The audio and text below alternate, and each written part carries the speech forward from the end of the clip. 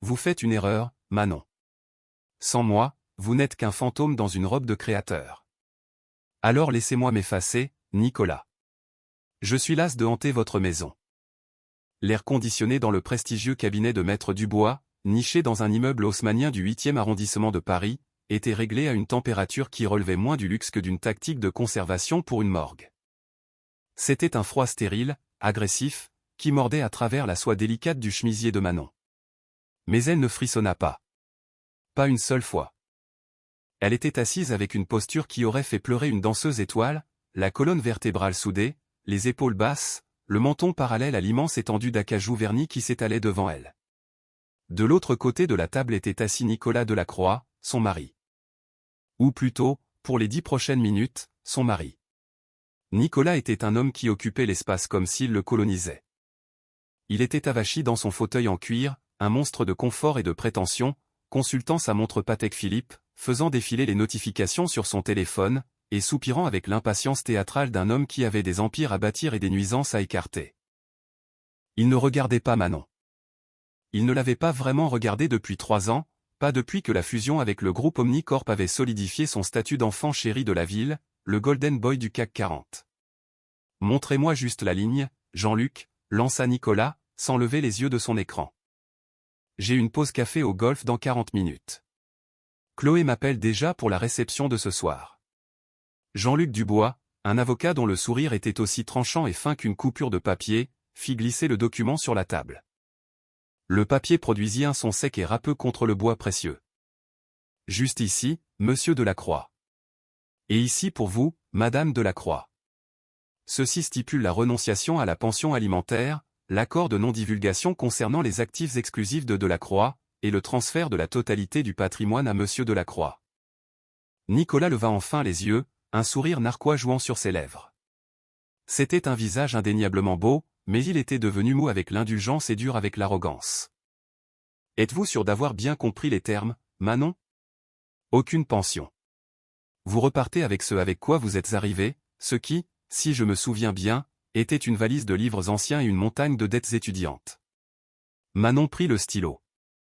C'était un stylo Montblanc, lourd et noir, un objet qu'elle lui avait offert pour leur 3e anniversaire de mariage. Elle regarda Nicolas, ses yeux d'un gris qui d'habitude reflétaient ses propres désirs à lui. Aujourd'hui, ils étaient plats, insondables. Je comprends parfaitement les termes, Nicolas, dit-elle. Sa voix était un murmure grave, stable, dépourvu des tremblements qui l'attendaient. Je ne veux pas de votre argent. Je ne veux pas de la maison. Je veux juste la sortie. Nicolas éclata de rire. Un son court, aboyant. Sublime, Manon, jusqu'au bout dans le rôle de la martyre. Tu crois que cette noble pauvreté te va bien? D'ici mardi, tu mangeras des pâtes instantanées dans un petit studio. Peut-être, dit Manon. Elle décapuchonna le stylo. La pièce devint silencieuse. Le seul son était le grattement de la plume sur l'épais papier juridique de couleur crème. Manon V. Delacroix. La boucle du Y fut la seule fioriture qu'elle s'autorisa. C'était final. C'était comme l'amputation d'un membre gangréné depuis une décennie. Elle repoussa les papiers. Fait, murmura-t-elle. Nicolas signa de son nom avec un gribouillis rapide et agressif, jetant à peine un regard au papier. Il se leva immédiatement, boutonnant la veste de son costume sur mesure. L'indifférence était l'arme ultime de son arsenal. Il n'était pas en colère. Il s'ennuyait. C'était censé la blesser plus que la rage. Jean-Luc, déposez ça aujourd'hui, ordonna Nicolas. Il se tourna vers Manon, la main sur la poignée de la porte.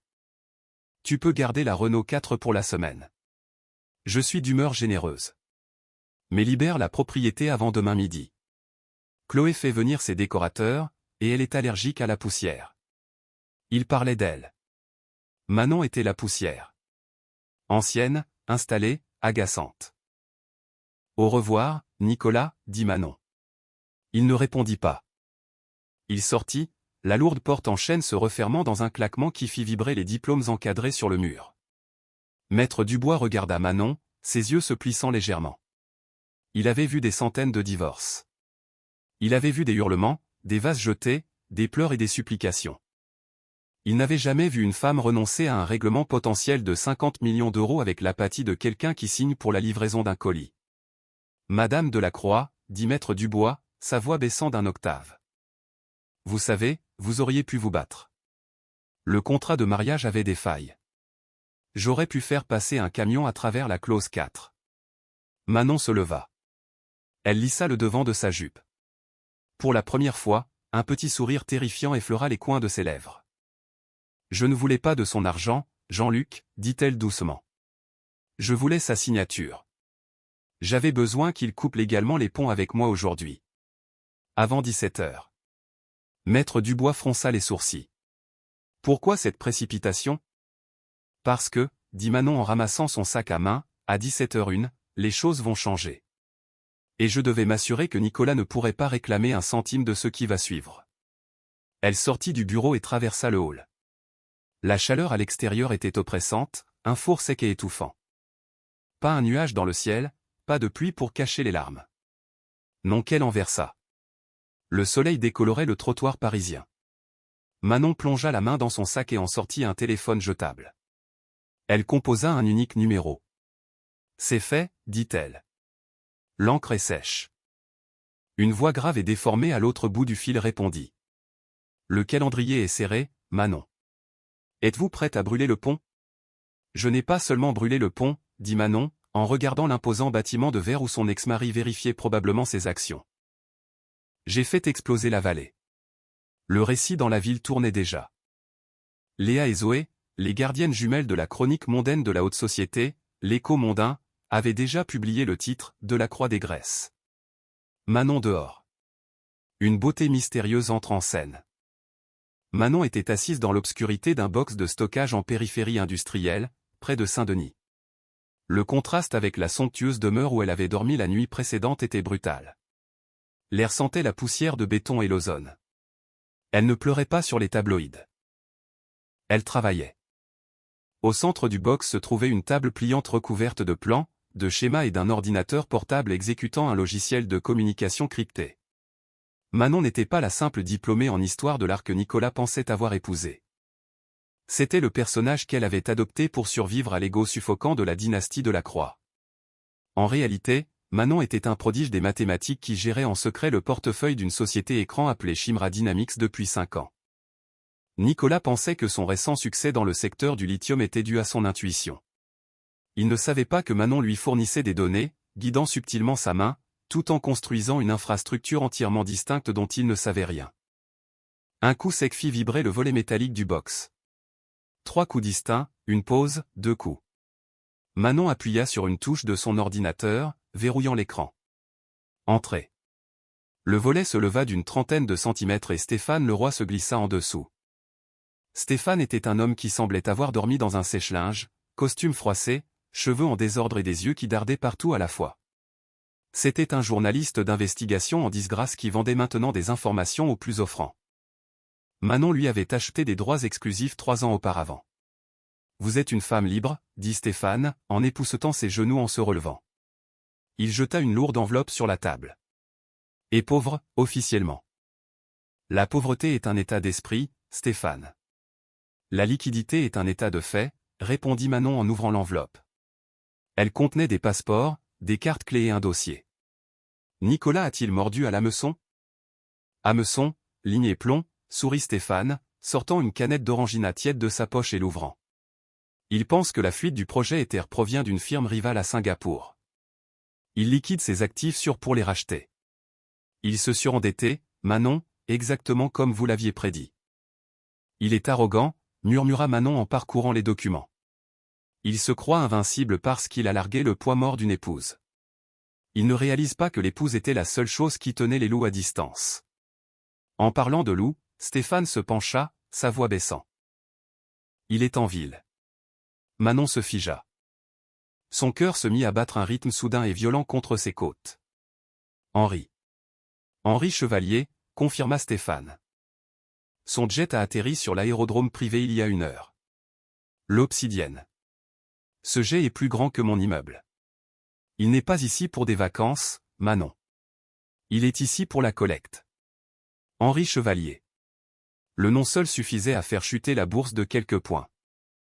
Un milliardaire reclus qui gagnait de l'argent dans des industries dont la plupart des gens ignoraient l'existence. Exploitation minière en eau profonde, informatique quantique, défense aérospatiale. Il était un mythe, une histoire de fantôme racontée dans les salles de conseil. Et depuis 2 ans, il était le correspondant de Manon. Cela avait commencé accidentellement, une correction qu'elle avait envoyée à un obscur forum économique concernant une faille dans son algorithme.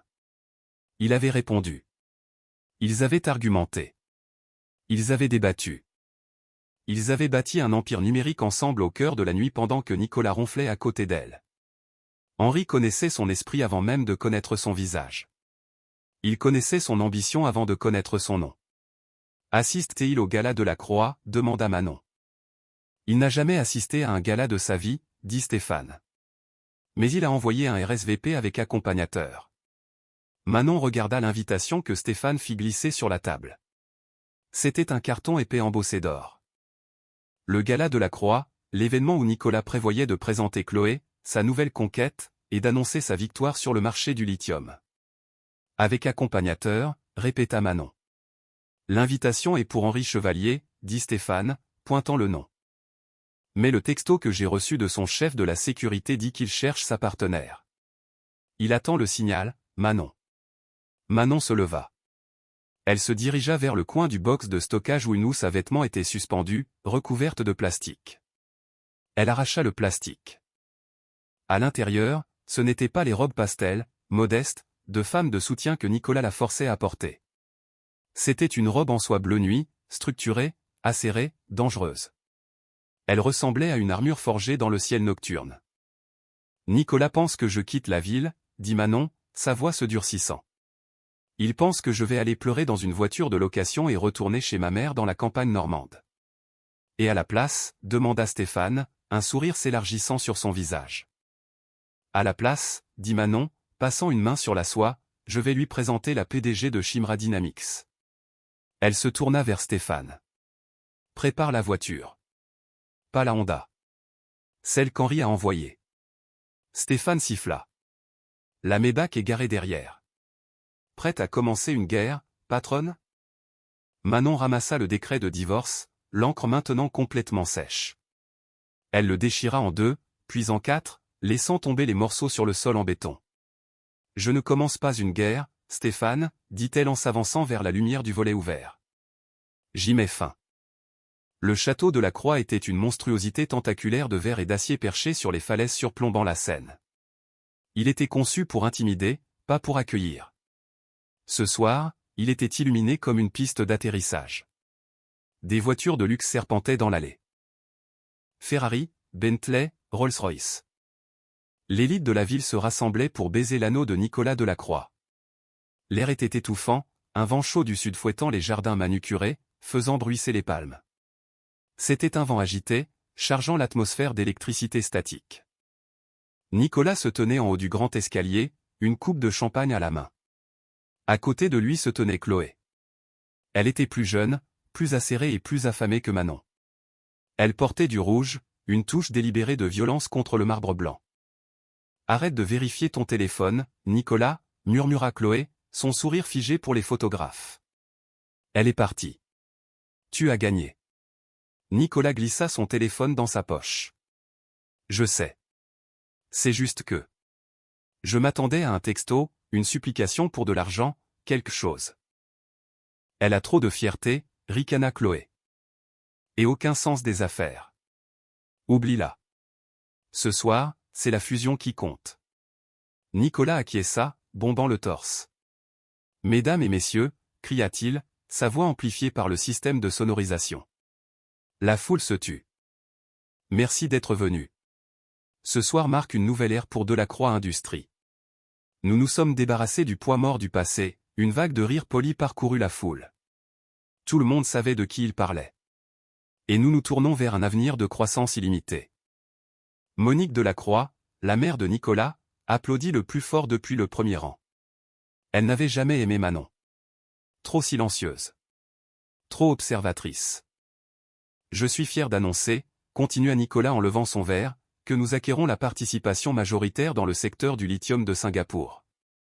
Un grondement sourd l'interrompit. Ce n'était pas le tonnerre. Le ciel était clair, une vaste coupole d'étoiles. Le son était mécanique, rythmique et de plus en plus fort. Le champagne dans le verre de Nicolas ondula. « Qu'est-ce que c'est que ça ?» lança Chloé en levant les yeux. Le vent se leva, fouettant les nappes et ruinant les chignons. Les invités pointèrent vers l'horizon. 3 lumières apparurent en formation triangulaire, approchant rapidement. C'était un hélicoptère, mais pas n'importe lequel.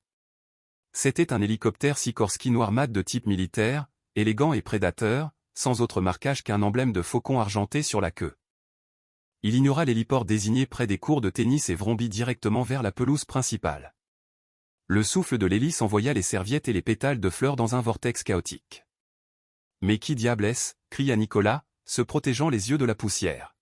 « Sécurité ! Faites-les partir d'ici !»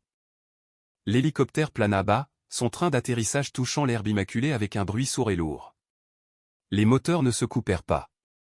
Ils ralentirent jusqu'à un ralenti menaçant. La puissance brute de la machine faisait paraître les voitures de luxe dans l'allée comme des jouets. La porte latérale de l'hélicoptère s'ouvrit. Une rampe se déploya. D'abord, 2 hommes en costume sombre sortirent. Ce n'était pas la sécurité de l'hôtel. Ils se déplaçaient avec la précision létale des forces spéciales. Ils prirent position à la base de la rampe, les mains jointes, scrutant la foule. Puis un homme sortit. Un souffle collectif parcourut la foule. Même Nicolas se figea. C'était Henri Chevalier. Il était plus grand qu'il n'en avait l'air sur les quelques photos volées de paparazzi qui existaient. Il portait un smoking qui lui allait comme une seconde peau, ignorant la cravate traditionnelle pour un col ouvert qui parlait d'une indifférence absolue aux règles. Il avait un visage taillé dans le granit, beau mais sévère, avec des yeux qui semblaient disséquer tous ceux sur qui il se posait. Il descendit la rampe, ignorant complètement Nicolas. Il se retourna vers l'intérieur sombre de l'hélicoptère et tendit la main.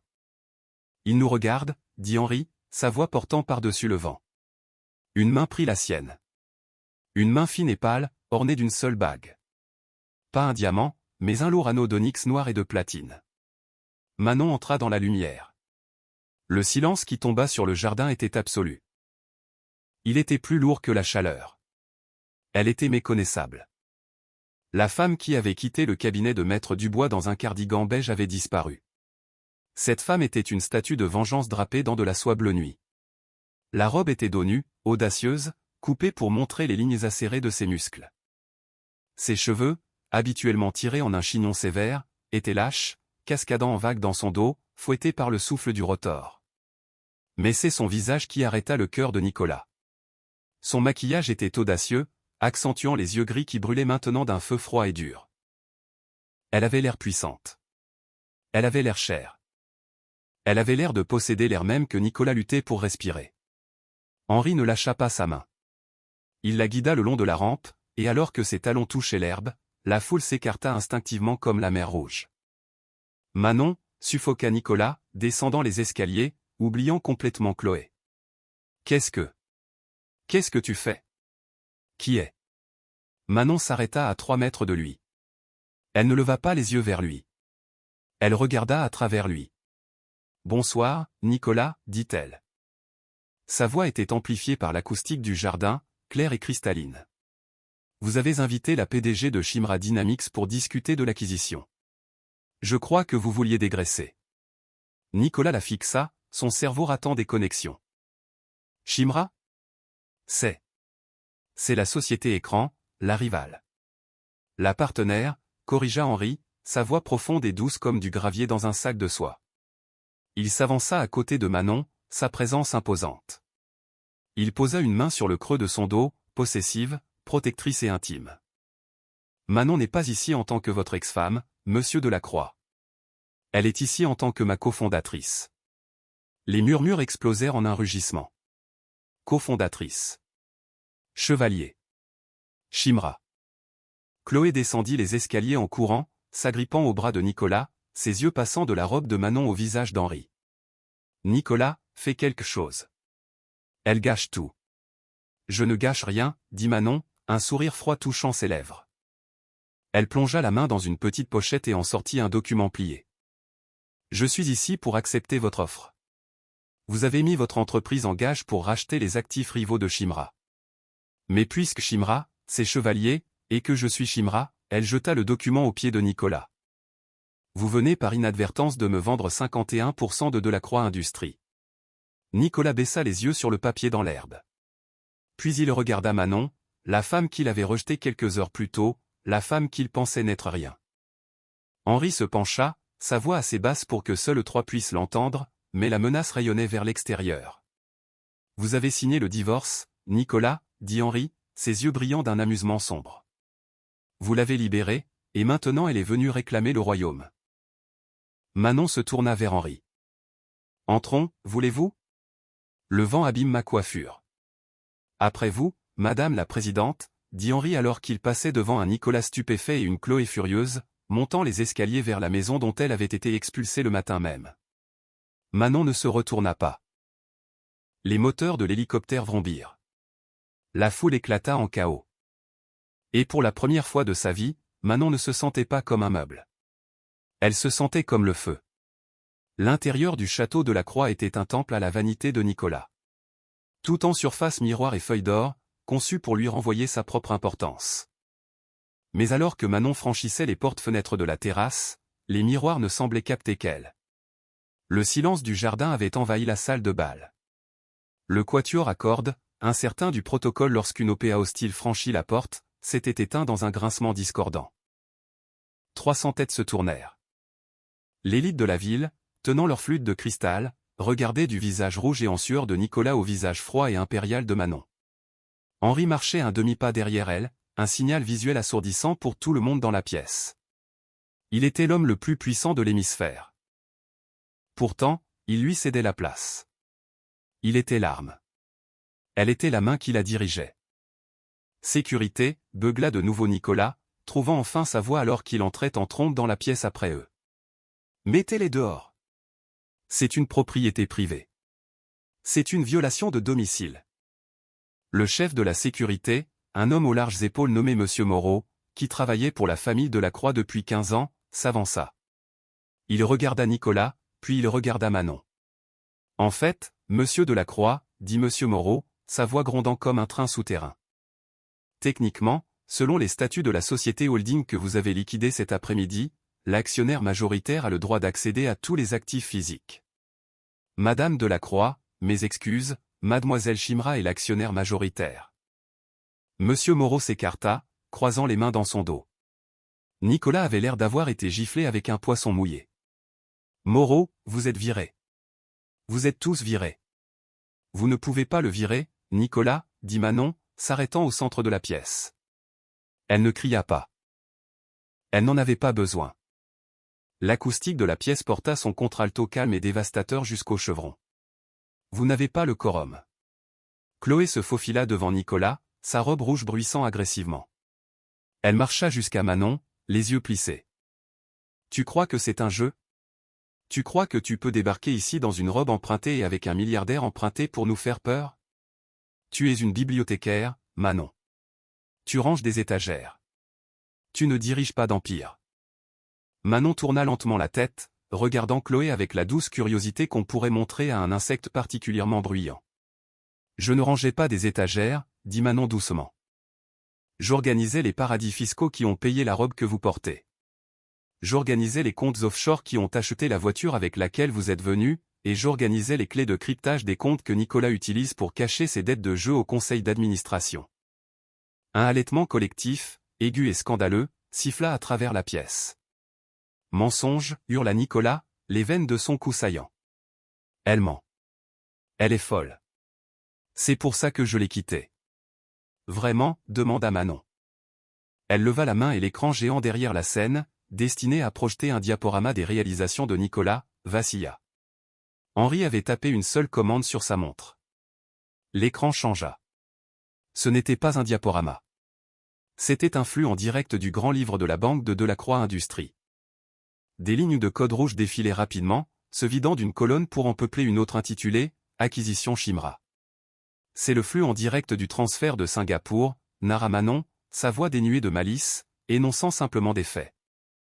Nicolas, Vous avez autorisé une liquidation automatique à 16h45 pour acheter ce que vous pensiez être un concurrent. Vous avez fixé le prix plafond à illimité parce que vous étiez si désespéré de gagner. Vous avez acheté les actifs toxiques de Shimra pour 3 fois leur valeur, anéantissant ainsi vos réserves liquides tout en me cédant simultanément les options d'achat d'actions de contrôle. Elle se tourna vers lui, ses yeux gris perçants. Je n'ai pas volé votre entreprise, Nicolas. Vous me l'avez achetée, et vous avez payé le prix fort. Monique Delacroix, la matriarche qui avait passé des années à rabaisser Manon, critiquant sa cuisine, ses vêtements, ses origines, se leva de sa table. Elle tremblait, non de peur, mais de calcul. Elle regarda son fils, qui se désagrégeait, puis Manon, qui s'élevait. Monique s'approcha de Manon. La pièce retint son souffle. Allait-elle la gifler? Monique tendit la main et lissa un pli inexistant sur l'épaule de Manon. Cette couleur vous va à ravir, ma chérie, dit Monique, sa voix dégoulinant d'un miel soudain et terrifié. J'ai toujours dit que vous aviez le meilleur goût de la famille. Manon regarda la main de la vieille femme, puis croisa son regard. Il n'y avait aucune chaleur dans le regard de Manon, seulement une clarté terrifiante. Ne faites pas ça, Monique, dit Manon tranquillement. Le navire a levé l'ancre, et vous n'êtes pas sur la liste des passagers. Elle se détourna, laissant la matriarche abasourdie et pâle. Nous avons terminé ici, dit Manon à Henri. Attends. Nicolas se jeta en avant, saisissant le bras de Manon. C'était une erreur. Avant que les doigts de Nicolas ne puissent se refermer complètement sur son biceps, Henri bougea. Ce fut un éclair de mouvement, trop rapide pour que la foule éméchée puisse le suivre. Un instant, Nicolas la saisissait. L'instant d'après, il était à genoux, le bras tordu dans le dos à un angle douloureux, Henri se tenant au-dessus de lui avec un visage d'orage. Ne la, murmura Henri, le son vibrant d'une intention létale, touchez pas, Henri, dit Manon, sa voix calme. Une commande. Henri la regarda. La fureur dans ses yeux s'estompa, remplacée par cette loyauté inébranlable. Il relâcha Nicolas, qui recula en rampant, se tenant l'épaule, haletant, humilié devant les gens qu'il vivait pour impressionner. Allons-y, dit Manon. J'ai une réunion du conseil à 8 heures demain. Elle sortit par où elle était venue, la foule s'écartant avec révérence maintenant. Il ne regardait plus une divorcée. Il regardait la nouvelle reine. Et dans le monde de la haute finance, le roi était mort. Longue vie à la reine. La salle du conseil de Delacroix Industries était située au 50e étage, une boîte de verre flottant dans le ciel. À 7h55, elle était généralement vide, à l'exception d'un stagiaire disposant des bouteilles d'eau. Aujourd'hui, elle était pleine. Les 12 membres du conseil étaient assis, dans des états d'anxiété variable. Nicolas était assis en bout de table, l'air de ne pas avoir dormi. Sa cravate était de travers. Ses yeux étaient injectés de sang. À côté de lui se tenait Maître Dubois, l'air tout aussi pâle. C'est illégal, disait Nicolas, frappant la table en acajou. C'est un piège. C'est de la fraude. Nous allons la poursuivre jusqu'à la ruine. Techniquement, marmonna Maître Dubois embrassant des papiers, c'était une transaction de marché légale, Nicolas. Vous avez signé le bon de commande. Vous avez renoncé à la diligence raisonnable parce que vous vouliez conclure avant le gala. Parce qu'elle m'a piégé, cria Nicolas. Les doubles portes s'ouvrirent. Manon n'entra pas. Elle arriva. Elle portait un tailleur pantalon blanc, une laine ajustée et acérée qui la faisait ressembler à une lame de lumière. Henri n'était pas avec elle. Ce n'était pas son combat. C'était le sien. Elle se dirigea vers le bout de la table. Vous êtes à ma place, Nicolas, dit-elle. Je suis le PDG, cracha Nicolas, sans bouger. Tu possèdes peut-être les actions, mais c'est le conseil qui nomme le PDG, et ce conseil m'est loyal. Il regarda autour de la table. N'est-ce pas? Dites-le lui. Les membres du conseil se tortillèrent sur leur siège. C'étaient de vieux hommes, pour la plupart des amis du père de Nicolas. Ils aimaient le statu quo. Manon, dit Monsieur Bertrand, le membre le plus âgé. Nous apprécions votre manœuvre financière audacieuse, mais diriger un conglomérat requiert de l'expérience. Nicolas nous dirige depuis 3 ans. Vous dirigez vers un déficit de 40% en RD, demanda Manon, posant sa mallette sur la table. Elle ne s'assit pas. Elle dominait. Vous dirigez vers 3 procès environnementaux qu'il a cachés dans les rapports trimestriels. Vous dirigez vers une fusion avec le groupe Omnicorp qui était en réalité une chaîne de Ponzi que j'ai dû personnellement déconstruire et reconstruire pour que l'AMF ne perquisitionne pas ce bâtiment. Monsieur Bertrand cligna des yeux. Vous avez fait ça? Qui pensez-vous qui a rédigé la proposition Omnicorp, Monsieur Bertrand? Nicolas? Manon rit. Un son sec, sans humour. Nicolas pense que la diligence raisonnable est un cheval de course sur lequel il a parié l'année dernière. Elle ouvrit sa mallette et fit glisser un unique dossier noir à Monsieur Bertrand. À l'intérieur de ce dossier se trouve une liste de chaque pot de vin que Nicolas a versé à des fonctionnaires de l'urbanisme au cours des 18 derniers mois. Il contient également les journaux IP montrant qu'il utilise les serveurs de l'entreprise pour miner de la crypto-monnaie pour son désendettement personnel. La pièce devint silencieuse. Le visage de Nicolas perdit toute couleur. C'est fabriqué, murmura Nicolas. C'est horodaté, rétorqua Manon. Et ça a déjà été envoyé à l'AMF. Sauf si, elle laissa le mot en suspens. Sauf si, demanda Monsieur Bertrand, la voix tremblante.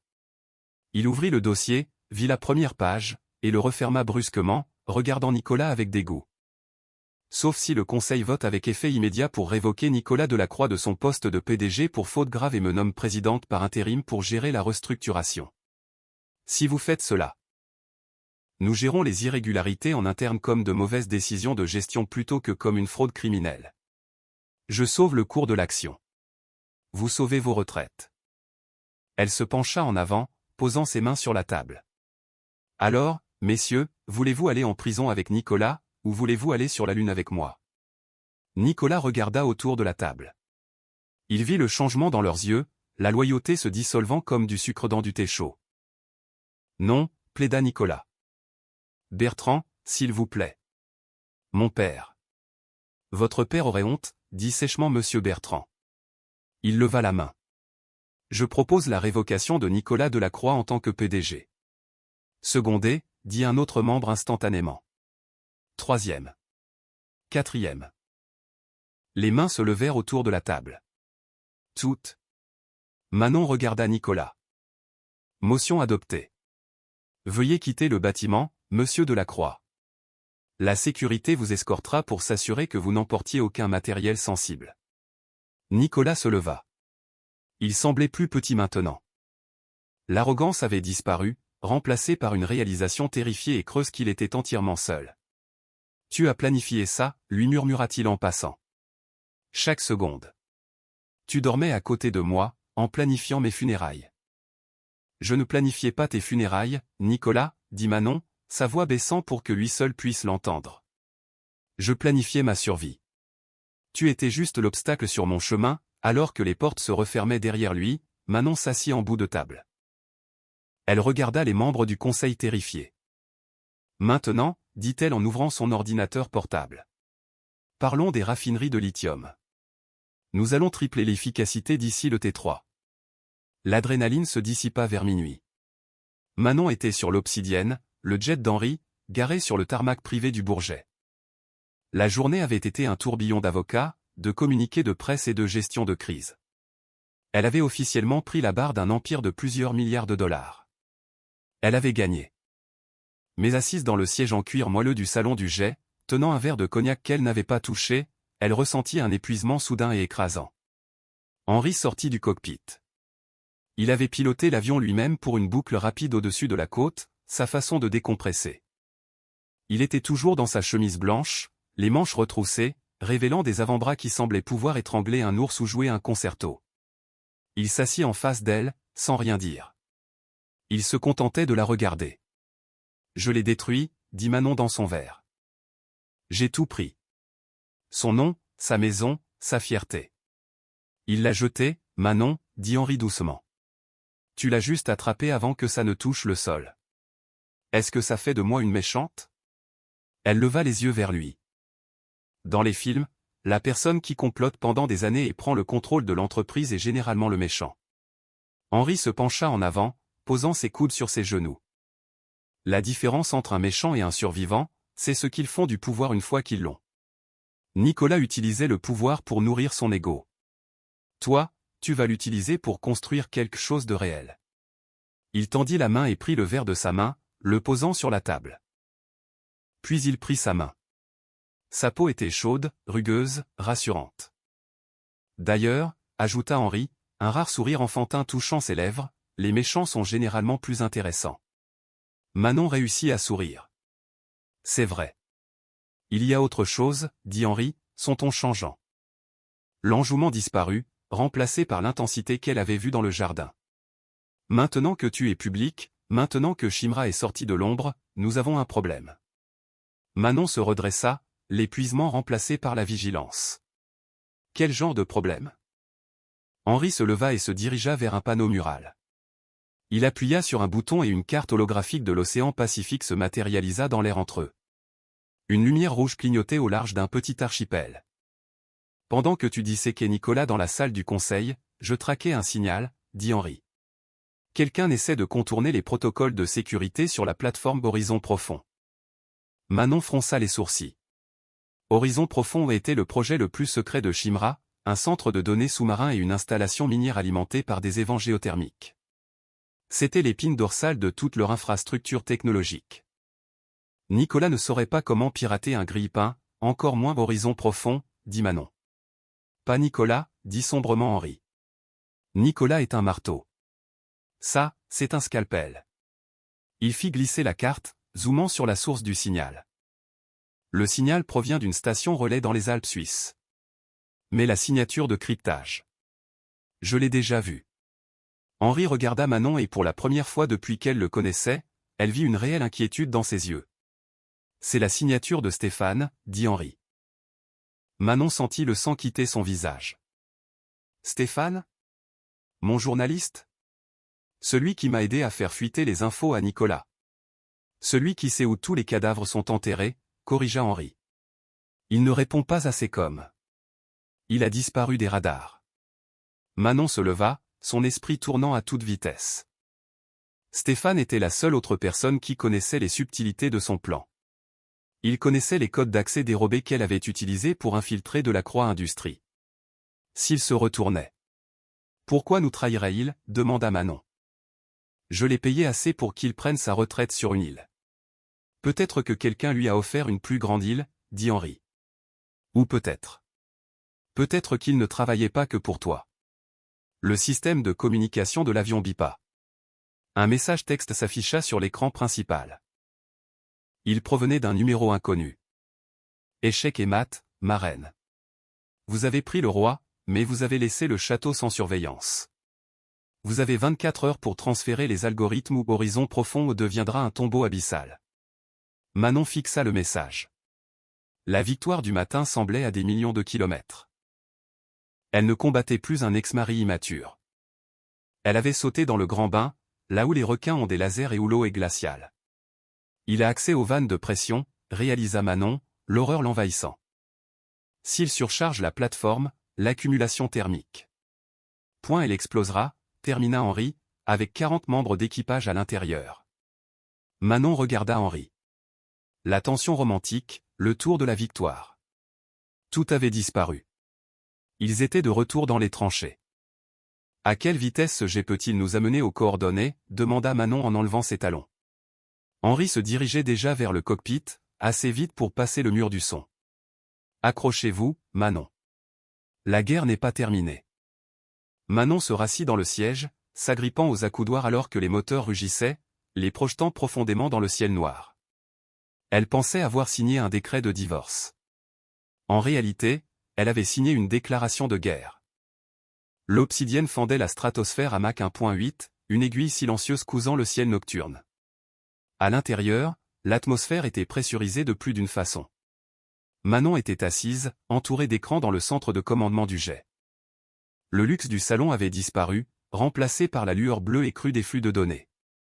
Henri était aux commandes, poussant les moteurs à leur limite thermique, mais sa voix dans l'interphone était stable. 20 minutes avant la zone de largage, dit Henri. Statut de la plateforme. Critique, répondit Manon, ses doigts volant sur un clavier haptique. La température centrale des serveurs d'Horizon Profond augmente.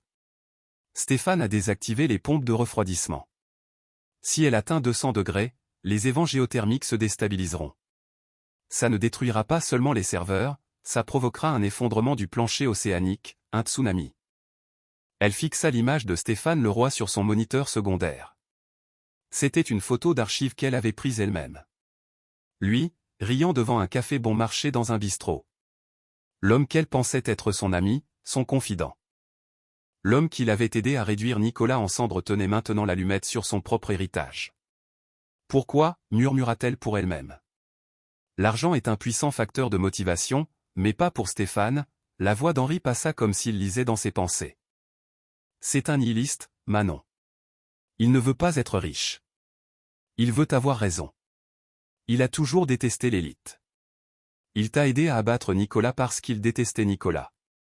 Maintenant, il nous abat parce que, eh bien, nous sommes l'élite maintenant. L'écran principal vacilla.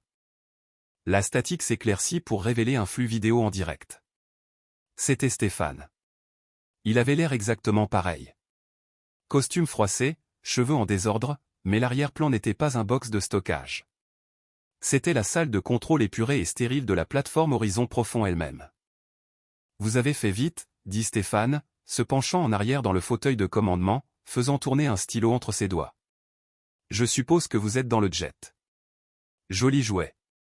Un peu excessif pour un militant écologiste, n'est-ce pas, Henri? Stéphane, dit Manon, sa voix glaçant l'air de la cabine. Remets les pompes en marche. Je ne peux pas faire ça, patronne, sourit Stéphane. Pas avant d'avoir ce que je suis venu chercher. Le code source de Shimra. L'algorithme de prédiction.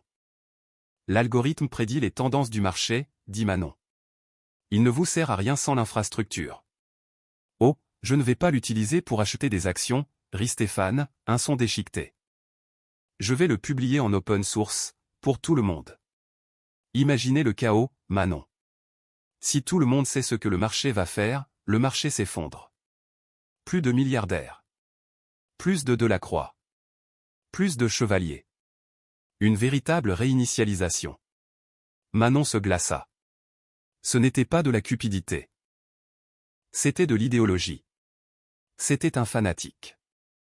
Si vous détruisez le marché, vous détruisez les retraites de millions de gens ordinaires, argumenta Manon, essayant de gagner du temps.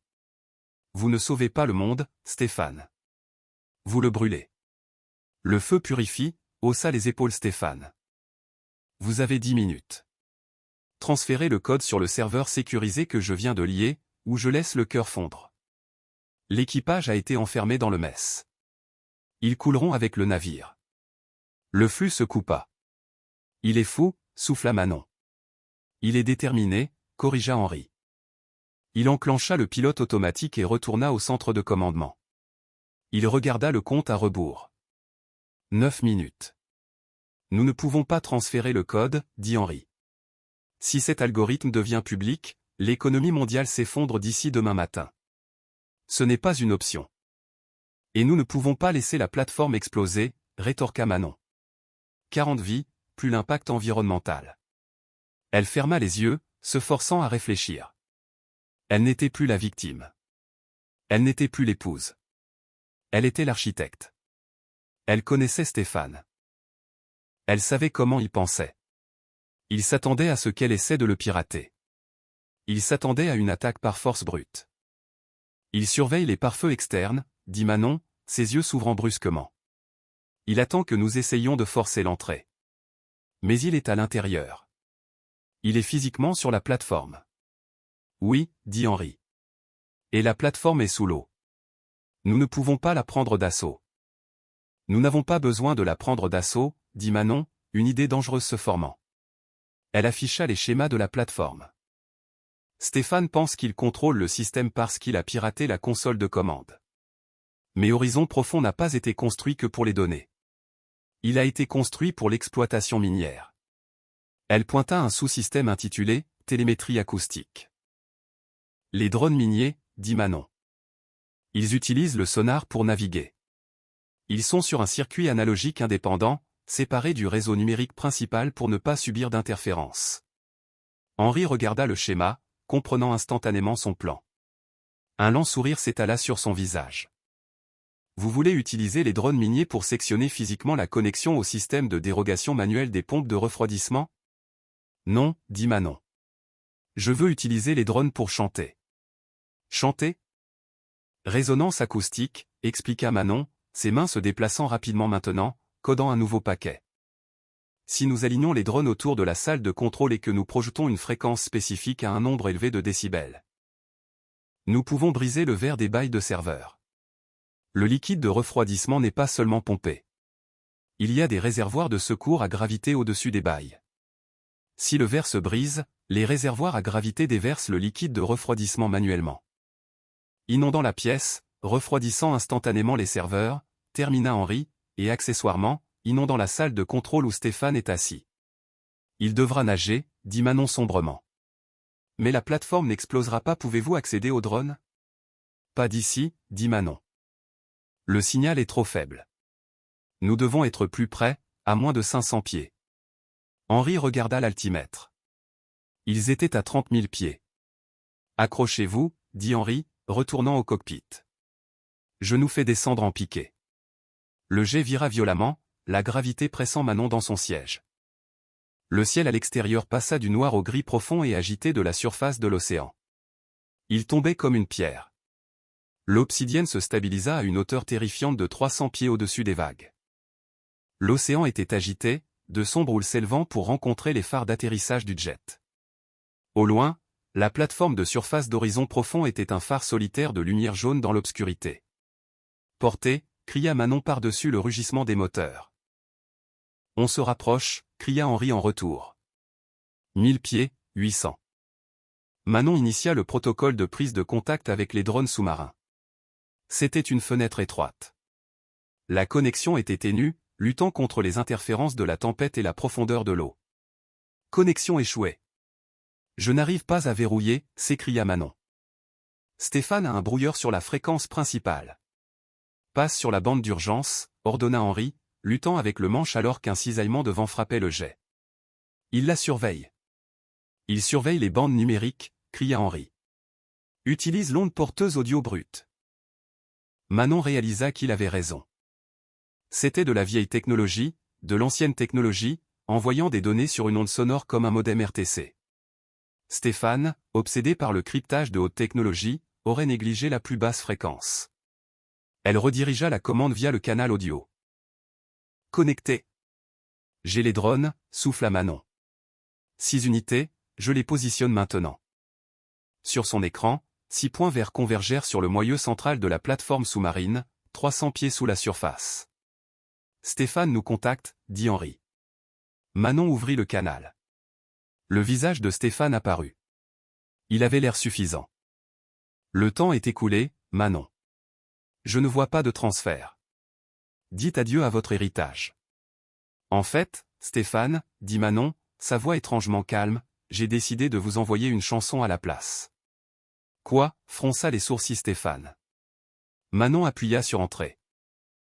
Exécutez le protocole, chant des sirènes. À 300 pieds de profondeur, 6 drones miniers lourds entourèrent le module de commande.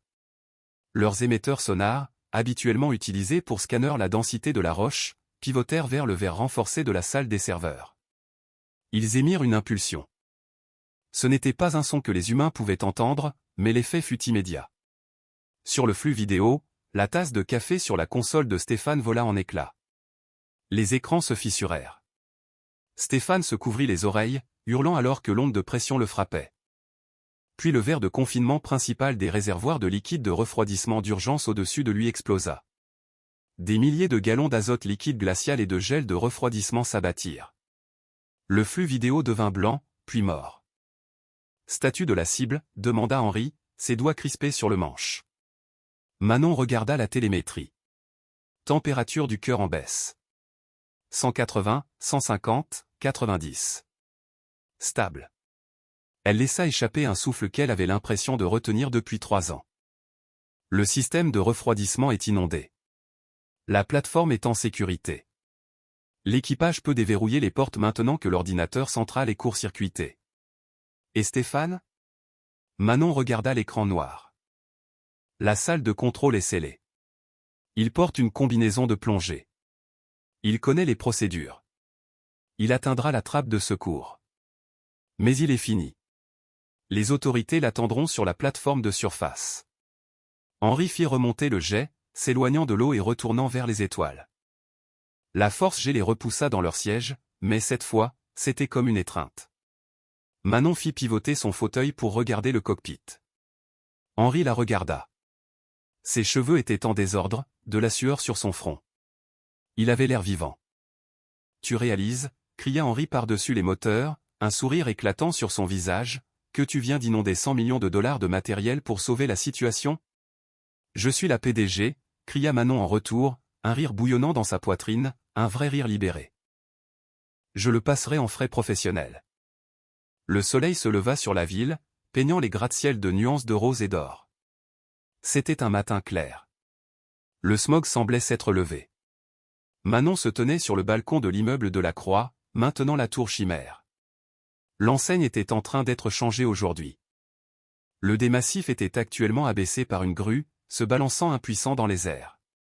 Elle tenait une tasse de thé, regardant la ville se réveiller. Cela faisait une semaine depuis la nuit sur la plateforme. Les retombées avaient été massives, mais contrôlées. Stéphane était en détention fédérale. L'équipage d'Horizon Profond était sain et sauf et avait reçu d'énormes primes. L'histoire de la tentative d'attaque cyberterroriste avait dominé les informations, présentant Manon non pas comme une usurpatrice hostile, mais comme la main ferme qui avait sauvé le marché mondial. Nicolas était parti. Il s'était enfui dans un pays sans extradition lorsque l'enquête de l'AMF s'était approfondie, laissant Chloé derrière pour faire face aux poursuites. Aux dernières nouvelles, il essayait de lancer un blog de mode de vie. La porte vitrée derrière elle s'ouvrit. Henri sortit. Il était vêtu d'un simple t-shirt noir et d'un jean, un contraste frappant avec les costumes de la salle du conseil. Il s'appuya contre la balustrade à côté d'elle, regardant la grue enlever les derniers vestiges de l'héritage de Nicolas. « C'est une belle vue, » dit Henri. « C'est beaucoup de responsabilités, » répondit Manon. Elle le regarda. « Tu m'as sauvé, tu sais. À l'époque, avec les emails. Tu m'as donné un exutoire quand je me noyais dans cette maison. Tu t'es sauvé toi-même, Manon, dit Henri en se tournant vers elle. Je t'ai juste donné le mot de passe du Wi-Fi. Tu as fait le reste. Il plongea la main dans sa poche et en sortit une petite boîte en velours. Manon se raidit légèrement. Henri, si c'est une bague, je suis techniquement encore en convalescence de mon dernier mariage. Henri rit. Ce n'est pas une bague. C'est une clé. Il ouvrit la boîte. À l'intérieur se trouvait une simple clé en argent. À l'ancienne. Il y a une maison, dit Henri. Une maison isolée dans les Cévennes. Pas d'internet, pas de serveur, pas de personnel. Juste des arbres et une cheminée. J'y vais quand le bruit devient trop fort. Je veux que tu aies un double, pour quand tu auras besoin de disparaître. Manon prit la clé. Elle était lourde et fraîche dans sa main. Ce n'était pas une proposition de propriété. C'était une offre de sanctuaire, un partenariat d'ego. J'en aurais peut-être besoin plus tôt que tu ne le penses, dit Manon en refermant sa main dessus. Le conseil me demande mon plan sur 5 ans. Tu t'en occuperas, dit Henri. Il hésita, puis tendit la main, glissant une mèche de cheveux rebelles derrière son oreille. Son contact était électrique, familier. Alors, quel est le plan? Pour nous? Manon regarda la ville, puis l'homme qui avait traversé une tempête pour elle. Le plan, dit Manon, se penchant dans son contact, c'est de construire quelque chose qui dure. Fini les ombres. Fini de se cacher. J'aime ce plan, dit Henri. En dessous d'eux, la ville klaxonnait et s'affairait, inconsciente du fait que les deux personnes qui l'observaient d'en haut venaient de sauver leur monde. Manon prit une gorgée de thé. Elle pensa à la jeune femme qui avait signé les papiers du divorce d'une main tremblante, terrifiée par l'avenir. Cette jeune femme était partie. À sa place se trouvait une femme qui avait traversé le feu et en était ressortie tenant la flamme. « Prête pour la réunion ?» demanda Henri en lui offrant son bras. Manon le prit.